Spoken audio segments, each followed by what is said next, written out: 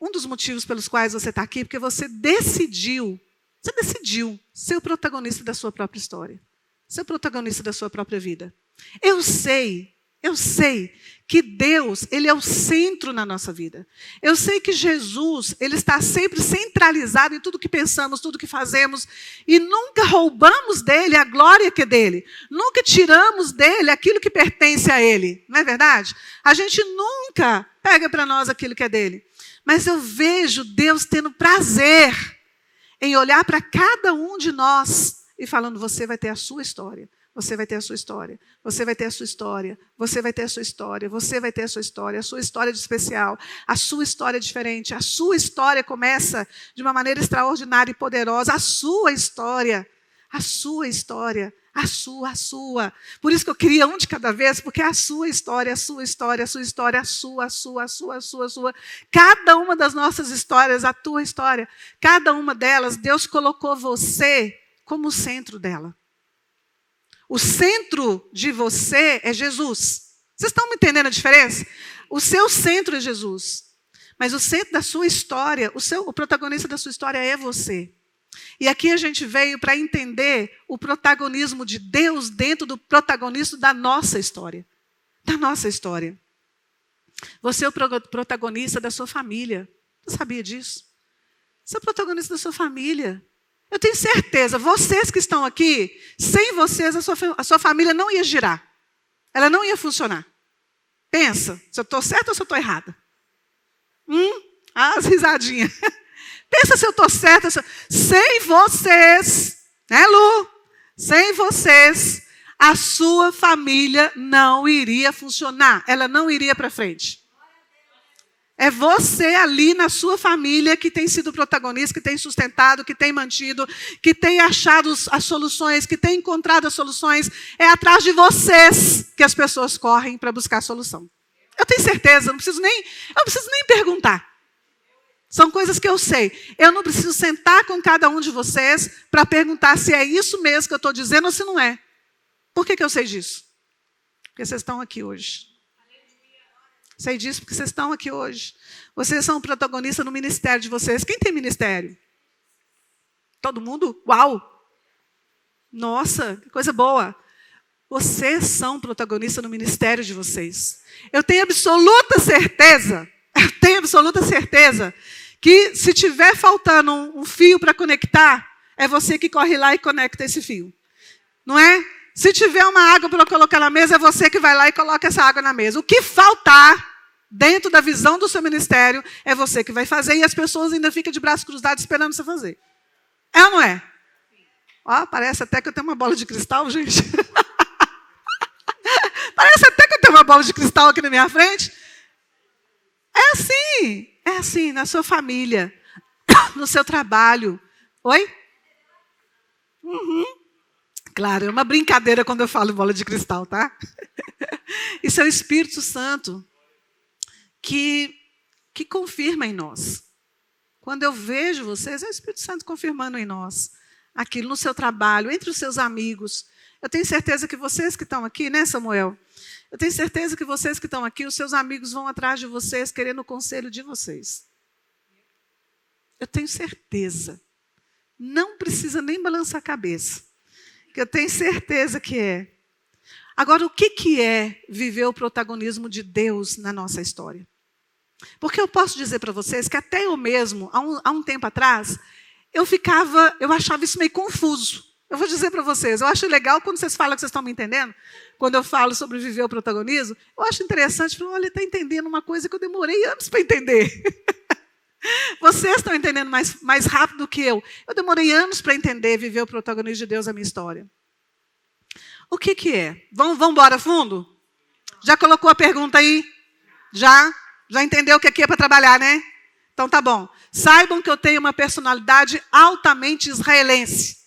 A tia Aninha estava me falando, olha, tem gente perguntando aí para mim se a Morá é assim mesmo, igual a gente vê ela e tal. Não, gente, eu sou pior. Eu sou imediatista. Eu tenho uma personalidade israelense. Quando a gente fala de personalidade israelense, é a personalidade do povo judeu, a personalidade do povo lá de Israel. A personalidade do povo de Israel é muito diferente da nossa aqui no Brasil. É muito diferente. A gente não tem rodeios, entende? Para a gente contar, para você contar como que essa xícara chegou aqui, o brasileiro, ele vai dar uma história gigante para contar como é que a xícara chegou aqui, né? O israelense vai falar assim, tá aí. Entenda quem entendeu. Entendeu? Pega o míssil quem pegar. Daqui a pouco vai ter míssil para a gente tirar foto com ele, tá? Tô falando sério. Vamos fundo então. Quando as pessoas viram, por exemplo, vamos pegar um exemplo. Quando as pessoas viram a esterilidade de Sara. Quando as pessoas viram a esterilidade de Sara. Lembra da Sara? Né? Esposa de... Obrigada. Quando o pessoal viu a Sara, na verdade ela até chamava Sarai, ela tinha um outro nome. Quando as pessoas viram a esterilidade dela, o que está escrito aqui? Isso mesmo. Quando as pessoas viram a Sarai, eles viram o quê? Alguém pode me falar o que eles viram quando viram a Sarai? Quando era a Sarai? Hã? Uma mulher estéril. Debilitada, até porque ela tinha um problema grave de saúde ali, uma mulher estéril. Mas como que Deus via Sarai? Tem imagem aqui de uma nação? Ou não temos a imagem de uma nação de Israel? Enquanto as pessoas viam nela uma mulher debilitada, uma mulher estéril, Deus via uma nação. Deus via uma mãe de nações. É assim que Deus via ela.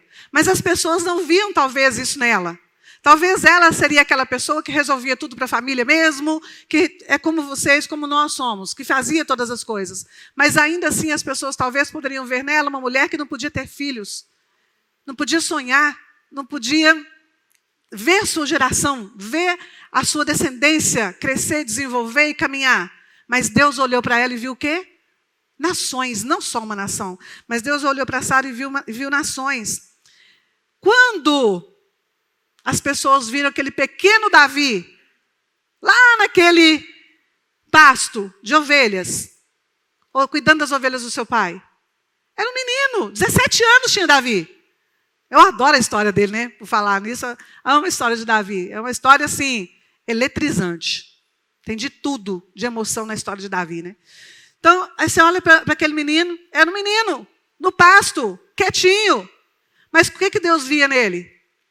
Vocês sabiam? Deixa eu contar uma coisa para vocês. Quem vai para Israel comigo, levanta a mão. Então nós vamos. Então nós vamos para Israel. Eu vou levar vocês nos campos de pastores, para vocês verem como é um campo de pastor. Para vocês verem como é uma gruta. Aqui a gente chama aprisco, né? Aprisco é um nome bonito, né? Aprisco. Parece uma coisa assim até poética. Aprisco. Na verdade, a gente vê nos livrinhos de desenho, né? Aquelas ovelhinhas ali naquele matinho, aquela graminha verdinha e uma cerquinha em volta, branquinha. Não é assim que a gente vê? Parece lindo, né? Você vai ver o que é aprisco, gente. Aprisco é uma gruta fedida. Entende? Aprisco é uma gruta fedida. Quem era pastor de ovelha na época de Jesus e na época anterior a Jesus, as pessoas nem chegavam perto porque os pastores fediam ovelha. E a ovelha fede mesmo. E a ovelha fede mesmo. Já vai o recado para quem é pastor aí de uma vez. Entendeu? Já leva. Já leva esse míssil para casa. Já leva o míssil para... A ovelha fede. Mas o detalhe é o seguinte, fica feliz com o fedor da ovelha, porque o bode fede pior. Entendeu? O bode é mais fedido. Entendeu? Ele fede pior. E aí as pessoas olhavam Davi, aquela pessoa que ninguém nem gostava de chegar perto, porque de fato, aquela pessoa que era um pastor de ovelhas, nesses tempos bíblicos, eles viviam à margem da sociedade, porque além deles federem a ovelha, eles tinham que viver muito mais no campo. Então ninguém lembrava, vamos chamar o fulano, Davizinho lindo, vamos chamar ele aqui para o congresso. Ninguém chamava. Vamos chamar ele para a nossa festa de casamento. Ninguém chamava. Ia chegar a noiva linda, maravilhosa, aquele fedor de ovelha entrando para dentro do ambiente. Ninguém chamava, eles eram à margem da sociedade mesmo. Então, a sociedade via Davi como pastor de ovelhas, ali, lançado, largado, pequeno, sem valor. Mas Deus viu o que em Davi? O rei. Deus viu o rei em Davi. Ninguém via isso. Mas Deus viu o rei em Davi. Aí quando viram, por exemplo, o jovem Josué, falei dele aqui agora, né? Vi aquele menino Josué. Aí vi aquele menino, ninguém dava nem nada para ele. Eu tenho certeza, porque a Bíblia não conta de Josué até antes do dia do episódio lá dos espias. Você quase não vê. Você vê, mas de uma maneira bem sutil, vamos dizer assim, né? Falando de Josué. Até que, de repente, acontece a história dos espias, ele se pronuncia, as pessoas começam a ver ele, mas aí depois ele fica apagado de novo até a entrada da nação de Israel para dentro da terra prometida. Ele é apagado novamente. A gente não vê ele de novo. Então as pessoas olham aquele menino assim, nossa, é aquele doido, né? É o doido que queria que a gente entrasse lá para a terra do gigante, para o gigante matar a gente. Esse é o doido. Eu acredito que as pessoas olhavam para Josué e viam ele como um doido, como um louco. Alguém que não era para se dar crédito nele. Você já pensou sobre isso, sobre Josué? Josué, até a entrada, até Moisés passar o bastão para ele, eu acredito que ele era visto como um doido. Alguém em quem não se dá crédito. Porque ninguém deu. Ninguém deu. Quando ele falou, vamos, ele e Caleb, vamos, a gente vai vencer. Tem gigante, mas quem é Deus, né? Quem são eles contra o nosso Deus? Ninguém acreditou nele, é um doido. A gente só não acredita na pessoa que é doida, é ou não é? Né? Quando um doido chega para você, olha, pode ir, meu filho, vai com tudo. Aí você olha, eu vou como? Né? Lá tem gigante, tem isso, tem aquilo, o pessoal, a gente perto deles, a gente é palito. Então, aí as pessoas viam Josué como um doido, mas Deus via Josué como o quê?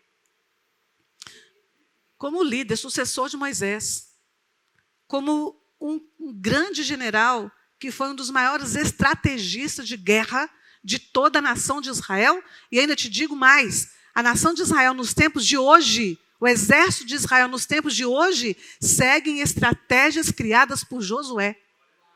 No exército de Israel de hoje. Pensa.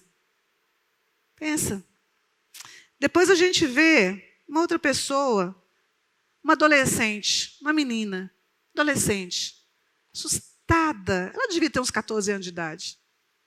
Por aí. Devia ter essa menina. Uns 14 anos de idade. Assustada porque um anjo apareceu para ela e disse que ela ia ser mãe. E ela nem casada era. Imagina o que era para essa adolescente de aproximadamente 14 anos de idade, naquela sociedade dessa época, aparecer grávida. As pessoas deviam olhar para ela e tentar até, dentro da cultura, poderiam tê-la matado, porque ela desonrou, entre aspas, a sua família, porque não iriam entender que aquilo era uma obra do próprio Deus dentro do ventre dessa menina de 14 anos de idade. As pessoas poderiam olhar para ela e falar, você desonrou a sua família. Mas Deus olhava para aquele ventre. Deus olhava para aquele ventre de uma forma muito diferente que todas as outras pessoas olhavam para aquele ventre. Deus olhava para aquele ventre e via o Salvador de toda a humanidade. Enquanto as pessoas podiam olhar uma moça desonrada, Deus via uma moça que carregava em seu ventre o Salvador. Deus tem visão diferente de nós, gente. Deus tem visão diferente de nós, até mesmo que nós temos de nós. Não é verdade? Ele tem visão da gente, até da visão que nós mesmos temos para nós. Às vezes eu acho até bom a gente não se ver, porque senão a gente ia ser muito importantão, né? A gente ia sair assim, tudo estufadão. É verdade. Né? Se a gente visse como Deus nos vê, a gente ia inflar demais, a gente ia ficar chiquetoso demais, a gente ia tirar toda aquela beleza que eu deixei no armário, a gente ia sair com ela toda, né? E a gente ia ficar insuportável se a gente soubesse como Deus nos vê. É ou não é? Eu acho que talvez eu ia ficar muito chato. Eu ia ficar muito insuportável. Né? Eu ia abrir lá aquela tranca do armário e falar, vem beleza, vem toda que hoje eu vou. Né? A gente ia ficar até inflamado, a gente ia ficar até chato. Se nós olhássemos para nós como Deus olha para nós. Se você soubesse, se cada um de nós soubesse o protagonismo que Deus tem para a nossa história, meu filho do céu, ninguém aguenta a gente não, hein? Ia ser rodinha no pé. Igual eu falo lá em Israel com meus grupos, gente, põe rodinha no pé que a gente vai decolar. Rodinha no pé e asa nos braços, porque a gente vai decolar. E vocês estão aqui para decolar. Vocês estão aqui para ter rodinha no pé. Vocês estão aqui para ter asa no lugar de braços. E vocês estão aqui para decolar, para entender a sua posição diante de Deus. Eu sei que vocês sabem. Eu sei que vocês sabem. Mas Deus tem mais ainda do que você não sabe. Ele vai além do que nós imaginamos. Ele vai além do que nós sabemos. Aí você fala, meu Deus, eu não sabia de nada disso. Eu não sabia de nada disso. Daqui a uns dias eu vou contar para vocês algo que aconteceu comigo em Israel. Uma história das mais extraordinárias que aconteceu na minha vida. Eu nunca contei isso em lugar nenhum dos vídeos, em nenhuma das aulas, em nenhuma das lives. Eu nunca contei. Mas, gente, eu vi Jesus em Israel. Eu vi Jesus de verdade em Israel. E eu vou contar para vocês, aguarda. E aí, o mais interessante é que hoje eu posso ajoelhar aqui nesse chão estrelado e falar, Jesus, eu não sabia metade do que ia acontecer. Eu não sabia metade das coisas que ainda iriam acontecer na minha vida. Eu não tinha noção, não tinha ideia. Se eu tivesse noção lá atrás, talvez hoje eu estava com o peitão estufado, né?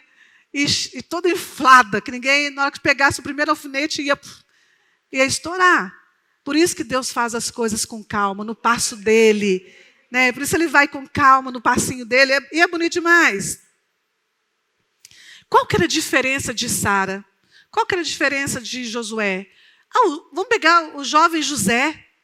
Lembra do José do Egito? Não é? Os irmãos dele viam ele como aquele cara arrogantão, não é? Que aquele menino que sonhou aquela coisa estranha, que os irmãos todos estavam diante dele, tudo se curvando, e aí, de repente, eles pegam esse menino, queria matar esse menino, desiste de matar, vende o menino vai de escravo, e a história toda vocês sabem. As pessoas olhavam para José ou como um jovem arrogante, ou como um escravo. Mas Deus olhava para José como? José, meu filho, eu tenho protagonismo para a sua história que você não ia imaginar. Meu filho, você estava lá naquele poço, lá naquele cárcere. Antes você estava lá ensanguentado, seus irmãos querendo te matar. Você nem sequer imaginava o que passava na minha cabeça. Porque o livro de Provérbios, ele fala o seguinte, que Deus olha para nós e Ele tem pensamentos sobre nós que são maravilhosos. Aí eu fiquei feliz demais, porque eu falei, meu Deus, Deus pensa em mim o tempo todo.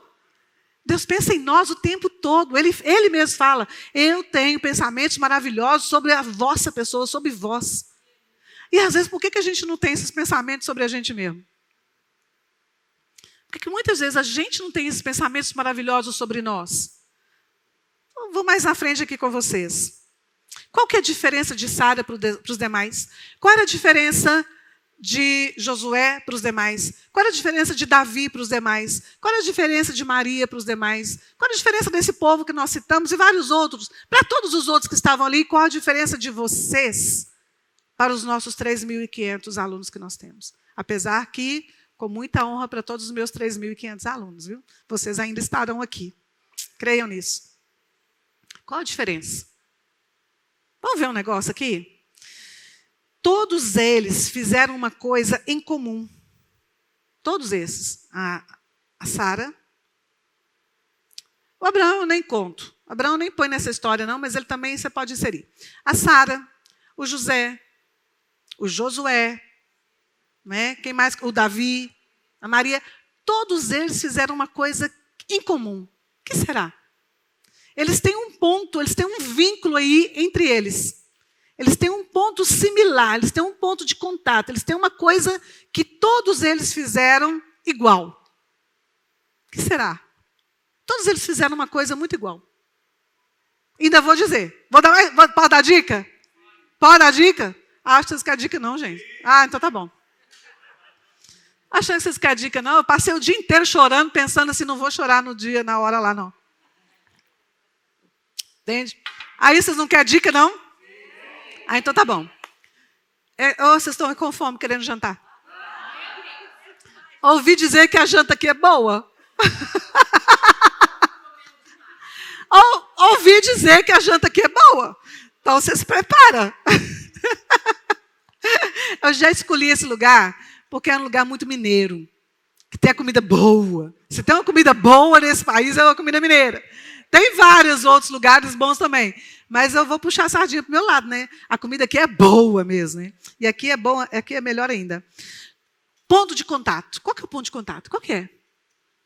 O que todos eles fizeram? Vou dizer uma coisa para vocês. Segura essa. Vocês também fizeram. A dica. Vocês também fizeram. Perseverança. Decidiu, aceitou. Vamos lá. Todos eles aceitaram uma convocação. Posso quebrar a mesa não, que não é minha não.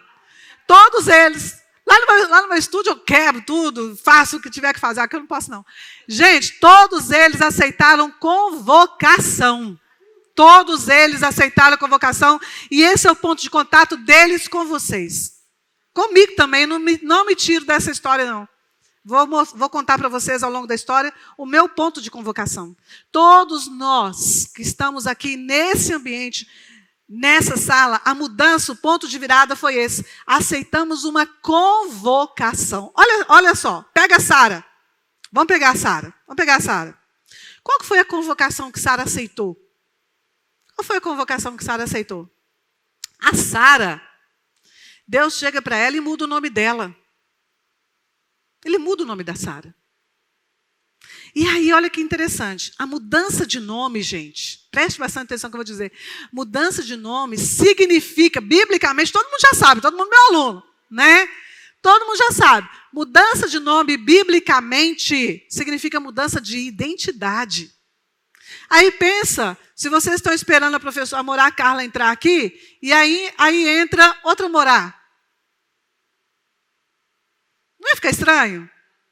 Não ia ficar meio estranho? Todo mundo esperando, não, a Carla vai vir dar aula para a gente está aqui esperando, tem coisa que Deus quer falar para nós e tal. De repente, é uma outra pessoa que entra, porque Deus mudou meu nome lá atrás e já não sou eu mais. Mudança de nome significa mudança de identidade.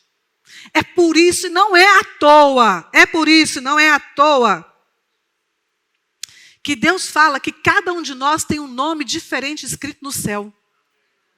É porque nome está relacionado com identidade. E isso é muito forte, gente. Porque significa que você não é mais quem você era.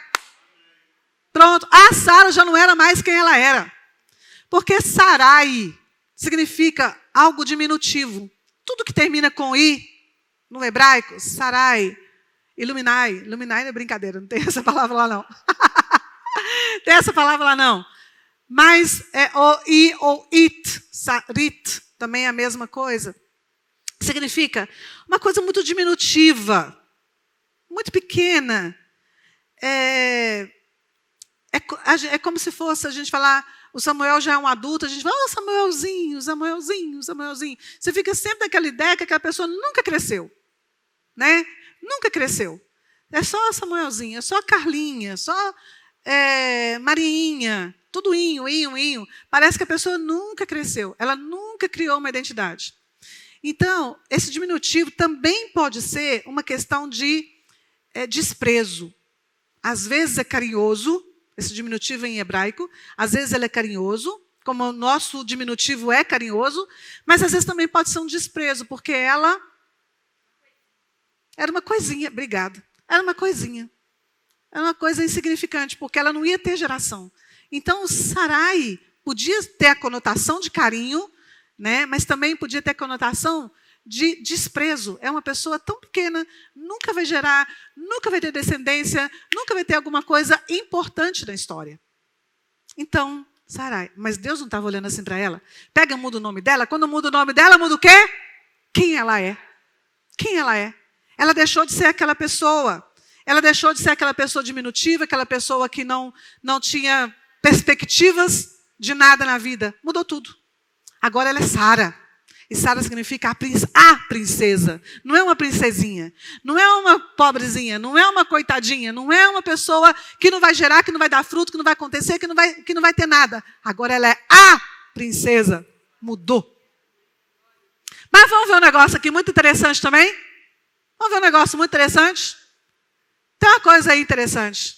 Você vê Sara falando assim, oh meu Deus, quem sou eu? Não mereço mudar esse nome não. Deixa assim mesmo, Sarinha está muito bom para mim. Você vê essa postura de Sara? Fala alto, não. Mais uma vez, não. Sara não tem essa postura de falar, ai coitadinha, ai quem me dera, ai quem eu sou, ai meu Deus, sabe esse negócio? Ela não teve isso não, ela falou, manda. Você não vê nenhum momento da vida ela mudando essa história do nome dela. Ela não vê. Ela não vê. A gente não vê. Nenhum momento ela falando, eu não mereço, quem sou eu não sou digna, eu isso, eu aquilo. Não, gente. E Deus estava trocando o nome dela, não apenas o nome, mas a história, a identidade, um título. Sara é praticamente um título. Ela estava deixando de ser aquela pessoa, ela estava recebendo um título. Olha, quantos de nós não estamos recebendo o título de Deus no dia de hoje? Você veio para cá para receber um título. Vindo de Deus, do céu para você. Não cabe no nosso meio, não cabe nesse momento da história em que nós estamos vivendo, porque, queridos, nós estamos vivendo um momento da história que os anjos queriam viver. Que os apóstolos sonharam em viver. É o momento que nós estamos vivendo na história hoje. Nós estamos no tempo do fim. Nós estamos vivendo os minutos antes do fim de todas as coisas. Os apóstolos queriam estar no nosso lugar. Então não está nesse momento de não querer receber, de fazer, né, de se fazer de rogado, quem sou eu, quem me dera, ai meu Deus, leva para outro. Não! Não, isso é para nós. Está na hora da gente mudar de postura diante de Deus. Sabe por quê? Porque diante de Deus nós deixamos de ser pequenos. Diante de Deus nós deixamos de ser diminutos. Diante de Deus nós deixamos de ser inférteis. E diante de Deus nós somos príncipes e princesas com títulos que Ele dá para nós. Sara viveu o protagonismo de Deus na história dela. Ela viveu o protagonismo de Deus na história dela. Ela deixou de ser aquela pessoa apagada da história, para a gente estar falando sobre ela aqui, 4.000 anos depois da vida dela. E se estuda tantas coisas sobre Sara? Se estuda tantas coisas sobre Sara. Mas se você que tiver que guardar algo sobre Sara, guarde isso que eu estou dizendo aqui para você. Se você tiver que escrever e marcar uma coisa relevante sobre a vida de Sara, guarde isso. Ela aceitou a convocação. Ela aceitou a convocação e foi com tudo. Tem momentos na vida dela complicados? Tem, concordo. Mas nesse ponto, ela foi com tudo. Ela aceitou a convocação, partiu para cima e foi. A marca é essa. Não tem essa. Eu sempre falo, né? Deus não tem filhos fracos. E eu não tenho alunos fracos. Deus tem filhos fortes e eu tenho alunos fortes. Aleluia! Aleluia. E aí o José? Vamos pegar o José. Quando o José tem aqueles sonhos, você não acha? E ele conta para os irmãos, ele conta para o pai. Todo mundo sabe a história dos sonhos de José, né? Graças a Deus. Amém. Então tá bom. Glória a Deus. Aleluia, Jesus. Fala, Deus. Olha que eu sou pentecostal, hein? Então vamos lá. Então vamos lá. Vocês não acham que o José, aquele menino de 17 anos por aí, quando ele teve esses sonhos, vocês não acham que ele tinha noção do que ele estava fazendo? Ele tinha. Ele tinha noção do que ele estava fazendo. Ele sabia, gente. Quem não sabe é nós, a gente é bobinho demais, né? Oh, meu Deus, a gente é bobinho demais. A gente é muito bobinho. Olha, é claro que ele sabia. A cultura dele era essa. Ele estava inserido dentro de uma cultura, que você sabe que a quarta dimensão entra com a cultura. A cultura dele, ele sabia que aquele sonho que ele tinha, se ele contasse, ia dar ruim. É claro que ele sabia que ia dar ruim. Lógico que ele sabia que ia dar ruim. É a mesma coisa de uma pessoa que ganhou, eu vi outro dia aí, né, 36 milhões na loteria, a pessoa ganhou sozinha. É a mesma coisa da pessoa sair com um sacão de 36 milhões no meio da rua. Vai dar ruim. Vão roubar, vão sequestrar, vão matar, vão não sei o quê. É a mesma coisa. Ele sabia que aquele negócio não ia dar certo. Por causa da cultura dele. Ele já sabia que nessa cultura, o irmão mais velho, ele tem a primazia da primogenitura. Ele sabia que ele, como sendo mais novo diante de todos aqueles irmãos, ele que tinha que se curvar diante de todos, diante do pai, diante da mãe. Ele sabia, gente. Quem não sabia era nós, bobinho. Ele sabia, mas ainda assim, olha bem, agora vem a chave da história. Ainda assim, mesmo sabendo que o negócio ia dar ruim, mesmo sabendo, ele vai lá e conta. Por que ele vai lá e conta? Porque ele aceitou a convocação, gente. Ele aceitou a convocação.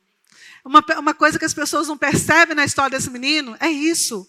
Ele aceitou a convocação. Eu não vejo ele contando, se gabando, porque ele era o tal, porque... Não.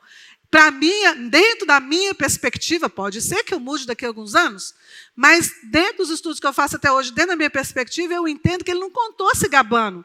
Ele contou porque ele com certeza sabia que ia ser uma revolta geral contra ele. É claro que ele sabia, porque a cultura dele falava isso para ele. Até hoje, se você for no mundo árabe, por exemplo, lá na região de Israel, vai em Belém. Belém é uma cidade, hoje, a grande maioria árabe, muçulmana. Se você for em Belém hoje, você vai ver um monte de rapazinho que trabalha como guia para a gente. Né, Aninha? A Aninha conhece lá o pessoal. Aí você vai lá, aí você pergunta, os rapazes assim, da idade de Samuel, já garboso, na idade de casar. Né, Samuel? Tá garboso, aquele sorriso, andando com aquele sorriso para lá, levando o sorriso para cá, levando para lá, etc., né? Se exibindo por aí com esse sorriso maravilhoso que ele tem. Os meninos lá assim também. Aí você chega para os meninos, e aí? Tá namorando? Não. Namora não. Ah, porque aqui para namorar, a gente tem que ter dinheiro para comprar casa e para casar. Se não tiver, a gente nem começa a namorar, porque a tradição deles é assim.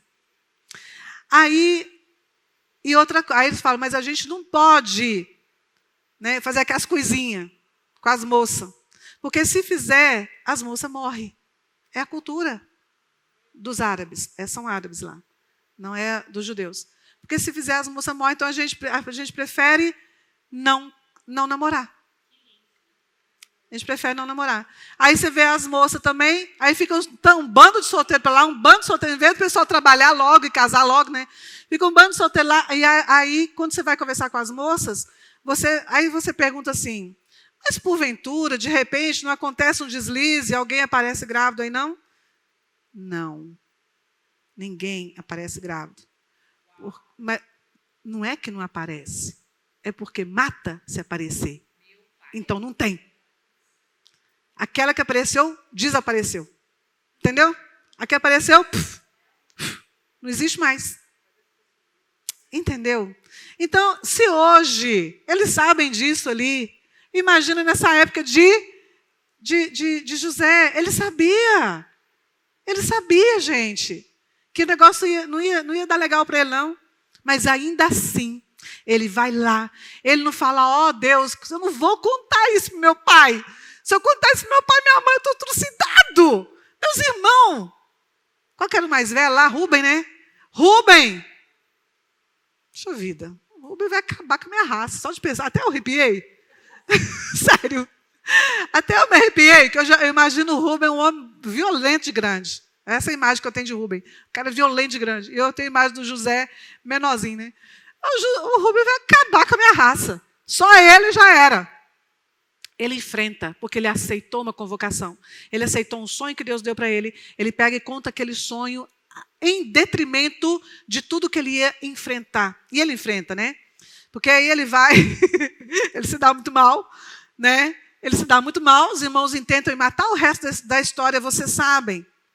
Mas de lá, a história toma outros rumos para a vida desse menino. A história toma outros rumos, porque ele aceitou a convocação. Ele aceitou a convocação. E em todo lugar que esse menino está, ele nunca se vitimizou. Aí põe aí, nunca se vitimizar. Fala, aluno de Morar Carla não se vitimiza. Não. Nem estava aqui no meu script, entrei agora. Foi o Espírito Santo de Deus. A aluna da Mora Carla não se vitimiza. Não tem mimimi. Entende? Não tem. Esse rapaz já parece que não aprendeu a lição lá não. Vai para a casa de Potifar. Né? Vendida, aquela coisa toda, tem toda aquela história, etc. e tal. Vai para a casa de Potifar. Você não vê em nenhum momento ele falando, pobre de mim, quem sou eu? Você vai me colocar, eu, um mero escravo, diante de toda a sua casa? Quem sou eu? Meus irmãos quase me mataram. Meu pai, tem anos que eu não vejo meu pai. Coitado de mim, pobre de mim, quem sou eu? Morrendo de saudade da minha casa, morrendo de saudade da minha comida, morrendo de saudade da minha mãe. Você não vê. Você não vê. Ele vai, topa. Vai. Aí ele chega lá, se dá mal de novo, né? Vai ser enviado de novo lá para o cárcere. Chega no cárcere, pega o menino e entrega para ele outra convocatória. O que ele faz? Bora! Ele não fala quem sou eu, coitado de mim, saí da minha casa, vim vender, meus irmãos queriam me matar, decidiram me matar, aí me venderam, na vendida, eu fui parar na casa de Potifar. Quando cheguei na casa de Potifar, a mulher dele encrespou comigo, cismou comigo, falou que eu fiz o que eu não fiz e eu estou aqui. Você não vê. Top. Vai me colocar sobre a frente do cárcere? Bora! Gente, a gente não vê esse menino se vitimizando, hora nenhuma. Ele aceita. Ainda fala assim, ainda fala com o copeiro, ainda fala com o padeiro. Ó, quando você tiver, lembre-se de mim. Não é? Até que ele vai e chega na casa de Faraó. E mais uma vez, você vê ele contando toda aquela história, aquela lenga-lenga dele? Não. Ele era ferido? Era. Tanto é que a gente vê na história com os irmãos o tamanho do rombo de ferida no coração desse rapaz. Mas ele não vem contando toda aquela lenga-lenga, porque isso, porque isso, porque isso, porque isso. Olha, ô seu Faraó, há quase 20 anos atrás aconteceu isso, eu tive esse sonho, meu pai, minha mãe, meus irmãos me botou para fora, queria me matar, não me matou, me jogou no buraco, do buraco resolveram me vender, não sabia o que fazia comigo, me venderam. Você não vê aquela história sendo repetida, sendo contada, sabe? E aquilo feriu ele? Feriu. Aquilo machucou? Machucou. É a família dele que vendeu, é a família dele que vendeu ele. Não era o vizinho que vendeu, foi a família, foram os irmãos, quem ele amava. E pior, o roubo no coração dele em relação, será que o meu pai sabe onde estou, o que aconteceu comigo? Imagina! Mas ele não vem contando aquela lenga-lenga a vida inteira. Chega o desafio, bora. Chega o desafio, bora. Chega o desafio, bora. Fala, bora comigo, bora. Entende? E aí, essa é a diferença. Essa é a diferença de José para todos os outros irmãos. Ele aceitou as convocatórias, todas. Por que é José o responsável por salvar toda a sua família? Por que é José a tipologia de Cristo? Por que não nenhum dos outros? Mas por que José se tornou a tipologia de Cristo? Porque ele aceitou todas as convocatórias dele, em detrimento de todas as dores emocionais que ele tinha no seu coração, na sua mente e talvez até no seu próprio corpo por ter sido escravo. Quantas chicotadas, chibatadas, maus tratos, fome, esse menino deve ter passado. Mente, emoção e corpo, tudo nele sofreu. Mas em nenhum momento ele falou, quem sou eu? Coitado de mim, e não sei o quê, ou vitimizou, ou alguma coisa. Ponto forte. Assim como Sara, quem sou eu? Coitado de mim, sou estéril. Agora, como que eu vou ser princesa? Como que eu vou ser princesa? Você não vê ela contando essa história, você não vê isso acontecendo em momento nenhum, sem medinho, sem fazer doce. Coloquei aqui, ó, sem medinho, sem fazer doce. Está aqui escrito. Na hora que eu estava fazendo isso, ó, isso é Carla fazendo Carlice, tá? Eu empolgo, né, gente? Como é que não empolga? Deixa eu empolgar. Pensa, sem medinho. Talvez os cristãos, nós, com uma ideia de mostrar algo que Deus não requer de nós. Deus requer de nós humildade? Sim. Deus requer de nós santidade? Sim. Mas, às vezes, com medo da gente mostrar que a gente é menos santo, ou com medo de mostrar que a gente é menos humilde, a gente fica cheio de medinho, fica cheio de não me toque, fica cheio de vitimismo. Quem sou eu, quem me dera? Não. Deus não olha para a gente assim, Ele não olha para nós dessa forma. A gente tem que ter postura. Apesar que eu comecei agora, porque eu estou fazendo pilates, mas desisti já.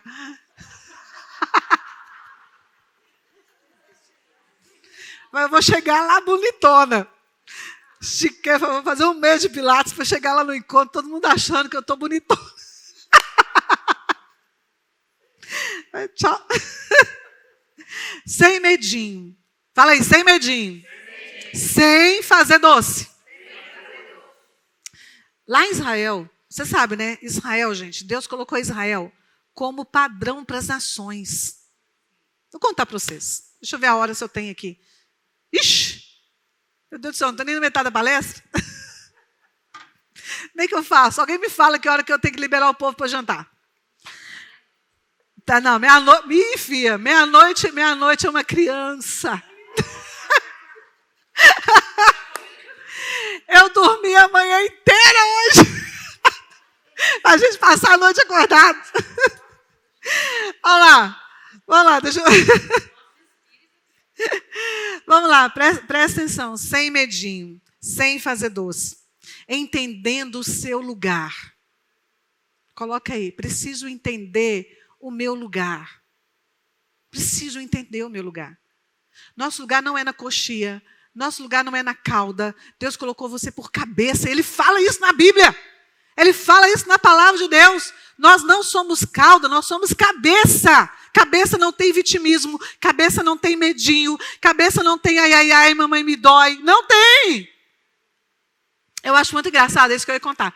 Quando eu vou lá em Israel com o nosso pessoal, aí chega numa loja, né, e pergunta assim, tem uma Coca-Cola, por exemplo? Né? Aí o rapaz que está atendendo, ele não fala nada. Vai lá, abre o negócio, põe a Coca aqui. Aí o brasileiro que está lá comigo, nossa, que cara grosso. Foi grosso por quê? Ele não resolveu o seu problema? Você não queria, não era uma Coca? Entende? Na cabeça dele, ele resolveu o problema do outro. Eu quero uma Coca. Então.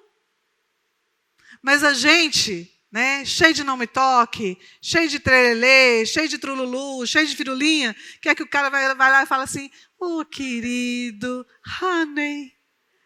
Vou aproveitar o inglês, que eu não falo nada, honey. Né? Darling, eu vou lá pegar para você. Aí em hebraico é Hamudá. Hamudá, eu vou lá pegar para você. Não! A cabeça israelense, a cabeça bíblica é, resolva o problema. Resolveu. A mente bíblica é assim. Lembra, Débora? Baraque, você vai, mas você vai fazer isso, isso e isso, ainda por cima a honra é minha, a glória é minha. Resolva o problema sem esse negócio de frufruzinho. E aí o pessoal sai de lá, não, mas que cara grosso. Não é grosso. É porque ele entendeu o lugar dele na história. O lugar dele na história é te dar uma Coca-Cola. Você não pediu para te fazer um carinho, te fazer um beijinho, ou te elogiar, você pediu uma Coca-Cola. Entendeu a diferença, gente? Por isso você veio para cá. Você veio para cá, eu sei que muitos de nós aqui estão cheios de caquinho, né? Cheio de caquinho precisando pegar, trazer, colar. Mas eu tenho uma coisa, uma novidade para vocês. Eu não sei colar caquinho nenhum.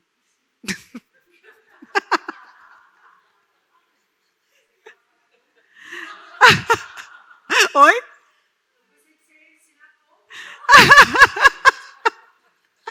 Eu não sei colar caquinho nenhum, mas Deus sabe. Você veio para cá para ter um encontro com Ele. Você veio para cá para ouvir o que Ele tem para dizer para você. E quer saber bem a verdade. Você quer saber a verdade? Eu sou meio como esse José. Vocês vão se tornar um Rubem diante de mim, talvez, durante esses dias. Mas eu tenho que entregar para vocês o que Deus tem para vocês, ainda que vocês me joguem lá no poço. Ainda que vocês me vendam como escravo. Aí, ó, Samuel já identificou. Né? Eu tenho compromisso de entregar para vocês o que Deus tem. Se você tem caquinhos, saiba que você não veio para cá à toa. Você não veio para esse lugar porque você queria fazer uma viagem bonita, porque você queria encontrar comigo, ou porque você queria saber como é Minas Gerais. Eu fiz uma mega propaganda desse hotel, né? Falei dessa comida do hotel. Você não veio porque você quer essa comida, você veio porque você quer outra comida. Você veio porque você quer que Deus pegue tudo isso e faça novo. Porque se a gente for colar os caquinhos de um vidro quebrado, você vai ver todas as emendas. Mas quando Deus conserta, Ele faz de novo. Ele pega aquele barro, Ele amassa, Ele faz de novo. E você veio para encontrar o seu lugar no protagonismo da história de Deus. No protagonismo da sua própria história. Josué. Como ninguém me apareceu ali, então tá bom, vamos embora. O Josué. Bebe água, gente. Vocês têm água aí? Me acompanha, que eu adoro. Você só me vê pelo vídeo, né? Eu adoro duas coisas. Adoro efeito sonoro. Efeito sonoro é isso aí, ó. Adoro efeito sonoro. O Josué, ele também aceitou todas as convocações. Todas que ele teve. Né? Ele também, olha que interessante, o Josué, a Sara teve mudança de nome. O José também teve mudança de nome. Depois, no Egito, ele não se chamava mais José. Né? O Josué também. Ele chamava Oséias. Fala assim, com mais entonação, né? Tem que ter efeito sonoro. O Josué, ele chamava Oséias. Ele aceitou. Veja bem, esse negócio está me doendo. Ele aceitou. Oh, meu bem, obrigada. Ele aceitou. A mudança de nome dele, aceitou. Sem mimimi. Sem mamãe me dói. Sem ficar reclamando depois. Né? Ele aceitou uma das piores coisas que teve na história. Ele aceitou ser espia. Quem gosta de ser espia, gente? Quem gosta de ser dedo duro? Ninguém. Né? Quem gosta de ir lá espiar e vir trazer? Ninguém gosta dessa história. Né? E o pior de tudo é que vocês não sabem. O pior de tudo é que eles escolheram os melhores de cada tribo para ser espia. A gente tem aquela ideia, né? Vou pegar qualquer um ali e tal e vai ser espia para mim. Não, eles pegaram os príncipes de cada tribo. Não era qualquer pessoa. E para ser espia, ele poderia só pagar com a própria vida dele, que quando ele chegasse lá e descobrisse que ele era espia, eles iam matar ele. Ninguém pensa nesses bastidores das histórias bíblicas, né? Ele podia morrer como espia. Mas ninguém pensa nesses bastidores. Liberaram, aceitaram, concordaram. Ele concordou, ele foi ser espia. Ele tocou o barco para frente. Ele aceitou, em detrimento de todos os outros 10, ele junto com Caleb, enfrentar toda uma nação, que também podia matar, que também podia detonar com ele. Ele aceita. Você não vê ele falando que não. Você não vê hora nenhuma. E aí, para piorar, Moisés morre, que era o ídolo dele, né, vamos dizer assim, entre aspas, né? Era a referência dele, vamos colocar nessa palavra. Moisés, que era a referência dele, que era tudo. Agora Moisés vai com a gente vai conquistar 40 anos nesse deserto, agora a gente vai, Deus chega e dá a pior notícia para ele. Moisés morreu e agora é contigo. E aí, mas você não vê o cara falando um Você não vê ele falando um A única coisa que ele pede a Deus, então, vai comigo também. É a única coisa que ele pede a Deus. Então, vai comigo também. Mas a gente não vê ele falando, quem sou eu, coitado de mim, pobre de mim, não sei o quê, parará. Não, a gente não vê nada disso. E mais, a gente também percebe que ele foi muito bem treinado no deserto. Bem que eu podia botar vocês no deserto, né? A próxima vai ser no deserto. Quero ver vocês fazerem esse lá.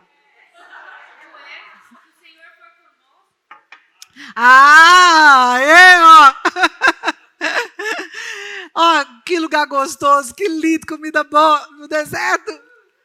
Até que acha um lagarto passando para você matar ele para comer. Vai demorar. Falar nisso, acho que algum lagarto caiu aqui na minha cabeça. Não, eu fico, tá? Eu tenho muito pânico de bicho cair na minha cabeça, entendeu?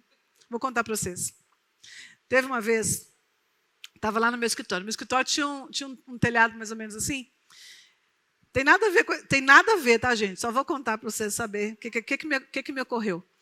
E aí eu estava bem lá. E na casa vizinha tinha uns coqueiros muito grandes. Na casa vizinha, coqueiro dá muita mandruvá, lagarto. Né? Estou eu bem lá, trabalhando no meu escritório, parará, vem essa minha filha. Dessa distância, assim, ela vem na minha direção e fala, mãe, fica paradinha. Gente, eu congelei. É igual quase eu congelei aqui agora, achando que isso aqui era um bicho. Eu congelei. Veio a minha filha, fica parada, mãe, fica imóvel. Aí ela veio, pegou eu nem lembro mais o que era. Não sei se era uma tampa, alguma coisa assim, veio no meu pescoço e falou, fica imóvel. E tirou a mandruvá que estava aqui. Aquele trem verde, todo tamanho. Me lembrei disso agora, perdão, vamos continuar aqui. Pois muito bem, veio Josué, aceita a convocação de liderar uma nação inteira. Aceita de liderar uma nação inteira que ele nunca tinha liderado. Olha, eu vou falar uma coisa para vocês. Deus coloca na nossa mão coisas que as pessoas têm medo. Que outros não querem, porque temem. Que outros até poderiam fazer, porque estão preparados, porque foram bem estudados, porque foram bem administrados. Mas Deus só entrega para aqueles que aceitam a convocação. Ele só entrega para aqueles que aceitam a convocação. Para aqueles que falam Rinene todo o tempo, eis-me aqui. Eis-me aqui. E ele é mestre, e Deus é mestre em colocar só umas batatas quentes na nossa mão, tá? A nação de Israel foi uma batata quente na mão de Josué. Ela foi uma batata quente na mão de Josué. Mas esse moço fez com tanta maestria, ele exerceu isso com tanta maravilha, de uma forma tão poderosa, que Deus não tinha alternativa a não ser estar com ele. Não dê alternativa para Deus, gente. Às vezes o pessoal fica dando muita alternativa para Deus. Seja comigo ou não seja comigo, vem comigo ou não vem comigo. Né? Não, Josué não deu alternativa para Deus, eu só vou se o senhor for. Pegou aí? Eu acho que pegou não. Só vou se você for. Não dê alternativa para Deus. Vai, mas vai com Deus. Aquela boa história. Vai com Deus, meu filho. Pronto, 10 minutos. Davi. Agora Davi. Ai, meu Deus do céu. O Davi. Davi é show de bola. Né? Davi é show. Davi é show. Todos eles são. Mas vou puxar a sardinha do Davi aqui. Davi é show. Vai, meu filho, pastorear as minhas ovelhas. Estou indo, pai. Né? Apresenta lá naquele meio um leão e o urso para lutar com ele. Tô aqui. Vão lutar com o leão, vão lutar com o urso. Meu Deus do céu, o que passou na cabeça desse menino? De lutar com o leão, de lutar com o urso? Pelo amor de Deus, gente. Qualquer um de nós, se vê leão, se vê urso, ainda que seja Samuel, vai sair correndo.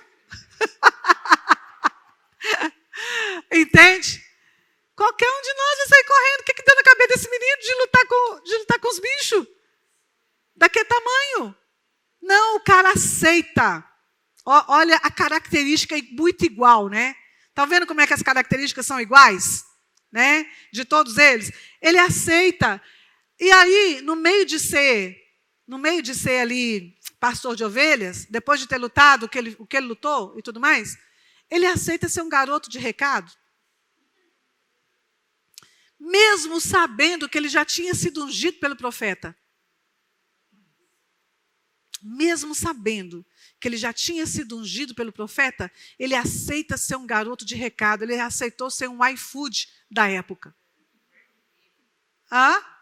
Né? Marmiteiro. Boa. Ele aceitou ser um marmiteiro da época. Pegou tudo que o pai mandou lá para levar para os irmãos que estavam na guerra, aquela coisa toda. Tipo, se ele podia falar, não, mas... que é isso, pai? Você é rei. Talvez eu faria isso. Que é isso, pai? Você é rei daqui a pouco. O que eu vou fazer lá? Deixa eu aqui com as ovelhas, está muito melhor, porque lá estão em guerra, né? Ouvi dizer que tem uns filisteus lá que rebentam com todas as nações. Os filisteus tinham uma característica, mas eles tinham um nome, né? Eles tinham uma reputação de muito maus. De muito maus. Os filisteus foram a pior de todas os inimigos. O pior de todos os inimigos de Israel foi o povo filisteu. Por isso que Deus acabou com eles assim. Mas, enfim, podia falar, o que eu vou fazer lá? Né? Vou ser rei, filho. Vou não. Vou ficar quieta aqui. Lá enfrentar filisteu. Você está doido? Quando eles pegam se esse filisteu me pega, estou frito. Vou ficar quieta aqui e deixar a coisa acontecer, que daqui a pouco eu vou ser rei mesmo, né? Não, mas ele vai. Ele pega tudo aquilo de uma forma humilde e vai. Mas também, quando ele foi eleito rei, você não vê ele falando, Samuel enganou. Você não vê ele falando. Eu acho que devia ser outro. Presta atenção, vê se é eu mesmo, porque eu sou pastor de ovelha. Você não vê. Gente, é isso que eu quero que vocês entendam. A gente não vê em nenhum desses personagens características que nós estamos vendo no dia de hoje nas pessoas que têm querido servir a Deus. Se você quer servir a Deus, se você está disposto a ser extremamente apaixonado por Bíblia mesmo, apaixonado por Deus mesmo, não seja um falso modesto. Não seja um falso modesto, porque isso é falsa modéstia. Quem sou eu, coitado de mim? Não, todo mundo falou, é comigo mesmo. É comigo mesmo. Pode mandar que eu vou, eu faço, eu resolvo. Mesmo que eu dou com a cabeça, como é que é? É isso aí. Mesmo que aconteça isso comigo, mas eu vou. Mas eu vou. O próprio jovem Samuel, quando ele era menino, ele deu com os burros na água algumas vezes também, mas foi. Entende? Mas foi. Não ficou naquele negócio de quem sou eu, coitado de mim, pererei, poruru, entendeu? Aí tem gigante. Vai lá, tem gigante. Quem é que vai? Quem é que vai? Tanta gente para ir. Um exército inteiro preparado, treinado, etc. Quem é que vai? Quem aceitou a convocatória. Quem aceitou a convocação. Aí, ele fica top lá, fica bonito na fita, né? Ganha um monte de coisa, ganha um monte de presente, a família dele nunca mais precisa pagar imposto. Já pensou que beleza, gente? Isso ia ser legal. Essa parte eu acho que eu gostei mais. Não ia ter que pagar imposto nunca mais, nem ele, nem a família dele. Tá, de repente o rei fala, eu quero ser para pastorear minhas ovelhas. Na hora que ele pensa que ele está chegando, vai, beleza, vou. De pastor de ovelhas, na horas vagas, expulsava o demônio do rei, tocando harpa, músico do rei, beleza, estou indo também. Tudo você vê esse menino aceitando. Você não vê nenhuma hora ele falando quem sou eu. Depois ele vira comandante do exército, depois ele vira fugitivo. Foge. Não é? E, gente, Deus usa a história dele, todos eles. Depois ele vai ser rei. Todos aceitaram convocação. Todos, sem exceção. Todos os personagens bíblicos que nós amamos, que nós admiramos, que nós temos como referência. Quem não tem Sara como referência? Quem não tem Davi como referência? Quem não tem Josué como referência? Quem não tem é besta. Quem não tem é muito bobo. Quem não tem esses homens como referência, esses homens, essas mulheres como referência, Débora. Quem não tem essas pessoas como referência, todos nós temos. Mas o ponto de contato, o elo entre todos eles que fizeram a diferença, porque todos esses fizeram a diferença na história da vida deles, eles foram protagonistas na história da vida deles, foram protagonistas na história da família deles, foram protagonistas na história da nação deles. Da nação. Eles mudaram a história da nação. Mas eles só mudaram a história da nação porque eles aceitaram o protagonismo. Eles não aceitaram ser antagonista. O antagonista é aquela pessoa que nunca aparece, né?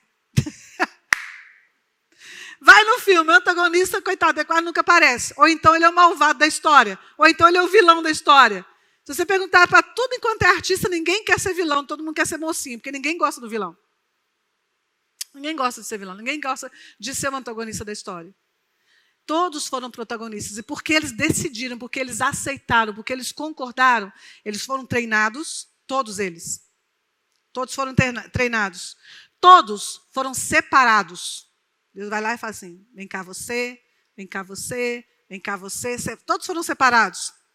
Todos se tornaram especiais. Todos se tornaram especiais. Todos, sem exceção, foram transformados. Todos foram transformados. Porque não tem como. Esse processo do protagonismo, ele transforma a nossa vida. Quando a gente deixa Deus fazer todo o rebuliço, tudo que tem que fazer, a nossa vida não tem como ser a mesma, mas não vai ser. Não tem jeito, graças a Deus, Jesus. Eu preciso ser transformada todo dia. Eu preciso de andar com Deus todo dia. Porque todo dia vem um inferno contra a gente, falando que nós não somos nada, que nós não merecemos, que a gente é isso, que a gente é aquilo. Coisas que Deus não falou para nós, vem um inferno para falar. E o mais inferno ainda é a gente acreditar. Mas é, que a gente fica acreditando. Fica acreditando. E aonde a gente vê essas histórias, quem sou eu, coitado de mim, eu não posso, parará, olha a minha vida, olha a minha história, olha o que aconteceu, porque há tantos anos atrás aconteceu isso, porque há tantos anos atrás aconteceu aquilo. Isso não é nosso, isso é do inimigo que joga na cabeça para você não viver o protagonismo que Deus tem para a sua história. E acaba hoje. Já acabou há muito tempo desde quando você aceitou vir para o curso A Quarta Dimensão da Bíblia. Agora todo mundo, mudou a sua história, mudou o seu futuro, mudou o futuro da família, mudou o futuro do país, mudou o futuro da nação. Não foi só o dele. Não foi só o dele. Eu vou falar uma coisa para você aqui agora, bem francamente. Se quiser me jogar no poço, me joga no poço agora. Bem francamente. Ok? Não é sobre mim, não é sobre vocês. É sobre as pessoas que estão ao nosso redor. É sobre Cristo. É sobre Deus, é sobre a palavra, é sobre a humanidade, é sobre as pessoas que convivem ao nosso meio, que precisam do protagonismo que nós exercemos nessa terra. Elas precisam de nós. Elas precisam olhar para cada um de nós e falar, essa história eu quero essa história para a minha vida. Eu quero viver como ela. Eu quero ser como a Rosângela. Olha, a Rosângela lá fez isso, eu quero ser... Vocês vão ser referência. É sobre isso. É sobre ser referência nesse mundo que está precisando de pessoas que sejam referência. O mundo está perdendo a referência. O mundo está de ponta cabeça. Se você não for protagonista nesse mundo, o filho das trevas vai ser. Os filhos das trevas serão porque eles não têm medo. Eles não falam, coitado de mim, quem sou eu, pobrezinho. Não, filho. Fala não. Eles vão na frente. Chamou, pá. Levanta a mão, quem vai? Oh, é eu. Entendeu? É mais ou menos assim. Mas vocês, o protagonista, ele chega no topo. Ele chega no topo. Ele constrói um legado. O protagonista constrói um legado. Construir um legado é muito importante. Todos vocês estão construindo um legado. Todos nós. Todos esses personagens viveram o protagonismo de Deus na vida deles. E agora, respondendo a pergunta que nós fizemos no início. Por que você está aqui?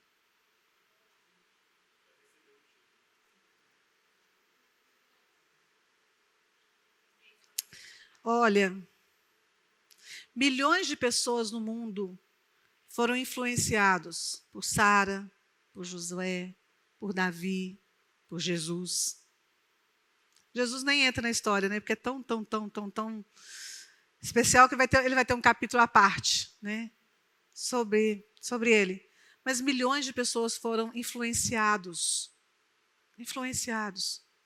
por todos esses personagens que nos admiram, que são referência para nós. Agora, centenas de milhares de pessoas vão ser influenciadas pelo seu protagonismo, pela sua vida. Vão querer ser como você. Vão admirar.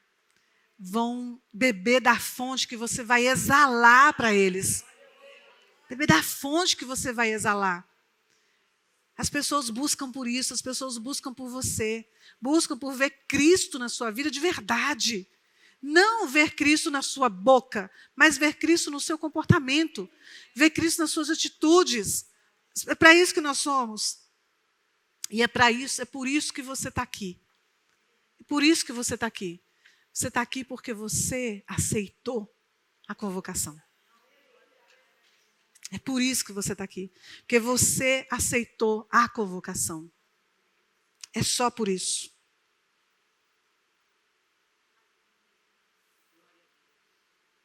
Quem vai ser?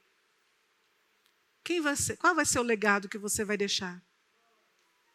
Porque, olha, nascer nós nascemos. Já nascemos, agora vamos ter que morrer. Não é? Já nascemos, agora nós vamos ter que morrer. Mas qual vai ser o legado que a gente vai deixar? Para os vizinhos, para a família, para a história,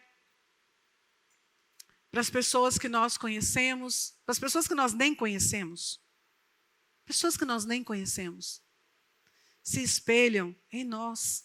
Se espelham em você, assim como nós nos espelhamos em Cristo. E em todos os personagens que a Bíblia deixa para nós, que foram protagonistas, que mudaram a história deles, a história da família e a história da nação. Somos protagonistas. E nós ainda somos protagonistas dos protagonistas.